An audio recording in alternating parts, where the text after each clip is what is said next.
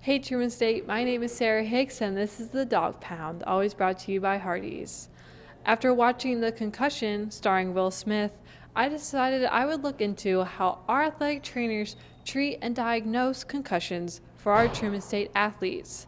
I sat down with head athletic trainer Michelle Boyd to discuss the issue. Let's take a look. Sure. Athletic training is a complicated term. Athletic trainers are responsible for emergency care, prevention, and then treatment of injuries. And here, concussion diagnosis is really challenging because there isn't any one test that can tell you what a concussion is or whether someone has a concussion.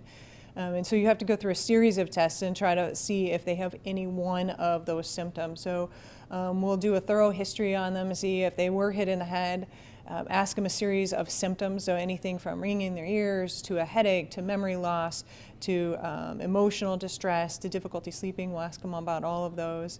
We'll test their eyes, their vision, their pupil reflexes. We'll test their balance. We'll ask them memory questions. And then we also have a computer test we can use that tests their reaction speed, their visual memory, and their verbal memory. Concussions aren't as common as I think we're being led to believe. We think it's a massive problem, and certainly treating it is challenging and it's important, but the number of concussions we see in football, we probably see 3 or 4 a season here at Truman. After learning that concussions are not as prominent in our athletes as we make them out to be, I sat down with women's head basketball coach Amy Egan to see how she tailors her practices to keep her athletes healthy. Well, we rely a lot on our weight program and our conditioning program for that.